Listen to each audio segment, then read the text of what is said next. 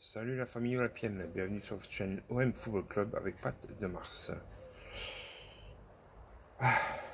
Quel match hier soir, avec un brin de réussite et un peu de plus de réalisme, on aurait pu l'emporter. Mais bon, l'OM n'a fait que match nul, un partout face à l'Atalanta Bergame pour la demi-finale aller de l'Europa League. C'est dans un stade bien chaud, bien bouillant. L'OM était bien mal parti.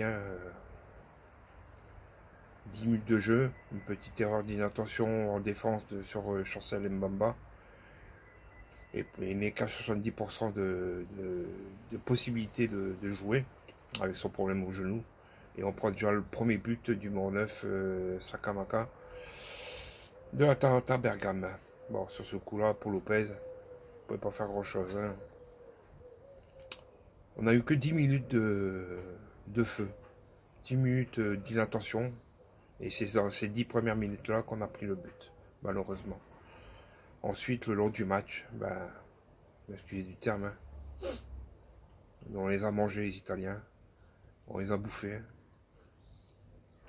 Eux qui, apparemment, auraient dû nous mettre une branlée, auraient dû mettre une correction. Non, pas de correction. 10 minutes après, sur un corner de Jonathan Klaus, bien remis en retrait.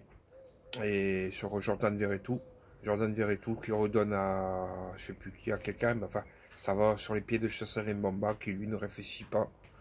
Et sur les côtés des 25 mètres, on place un enroulé du pied droit qui va taper le poteau gauche du gardien de l'Atalanta Bergame et qui fait un poteau rentrant.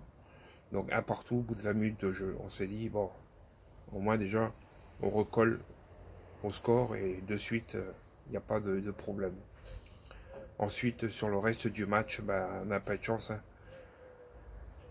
Sur quelques contre-attaques italiennes, parce que je jouais tous en contre-attaque, on a pris leur propre contre-attaque.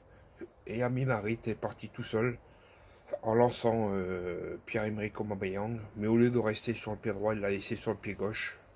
Et quand il s'est présenté face au gardien, sur le côté gauche, il a mis carrément sur le côté du but. Voilà, malheureusement, manque de chance.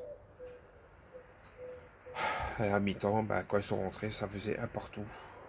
On était un peu sur notre fin. On s'est dit si Aubin il avait marqué ce deuxième but juste avant la première mi-temps, ça aurait changé pas mal de choses en deuxième mi-temps.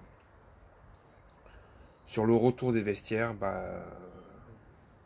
il y a eu pas mal d'actions, des changements aussi, qui ont fait un peu du bien aux certains joueurs. Et juste avant que Ismaïla Sarr sort du jeu, il avait inscrit le deuxième but. Malheureusement, Luis Enrique au départ de l'action a été signalé hors jeu. C'est bête parce que franchement ce deuxième but on l'a bien mérité. Et ensuite il y a eu des entrées de Unai, de Iliman Ndiaye qui a fait par contre lui un très bon match aussi. Unai qui lui n'a pas eu de chance. Apparemment la pelouse était, à mon avis, était bien glissante. Ils l'ont bien arrosé hier et même un peu trop glissante pour certains joueurs. Pour Ismaïla Sarr et pour Unai. Parce que sur la frappe de Unai, qui ricoche sur l'angle de la lucarne, à mon avis, si la pelouse n'était pas aussi glissante que ça, elle est tout au fond. Elle est tout au fond. Il n'a pas eu de chance là. Il a glissé, il a ripé sur le ballon, et le ballon est parti directement dans l'angle de l'arête de la barre. Et ça fait que il n'y a pas eu de but. Donc toutes ces occasions gâchées font qu'à la fin du match, on se retrouve sur un match nul, un partout. Par contre, j'ai vu dans quelques annonces et sur Twitter,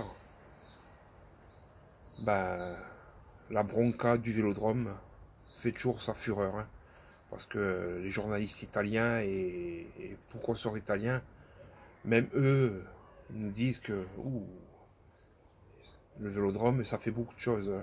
Et ça a même désorganisé le jeu de l'Atalanta, apparemment.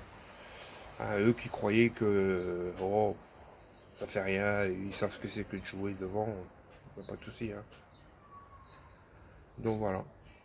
Bon, la famille, petit match nul. Une semaine de repos pour les Olympiens. En espérant la semaine prochaine, le même match, la même motivation, la même envie de réussir pour aller chercher cette qualification finale à Dublin le 22 mai prochain. Donc match retour la semaine prochaine à Bergame. Allez la famille, si ce petit vous a plu, n'oubliez pas de mettre le pouce qui va bien, de vous abonner à la chaîne One Club, d'activer la cloche pour toujours continuer à nous suivre. Et c'est une chaîne que je partage toujours avec mon ami Michael.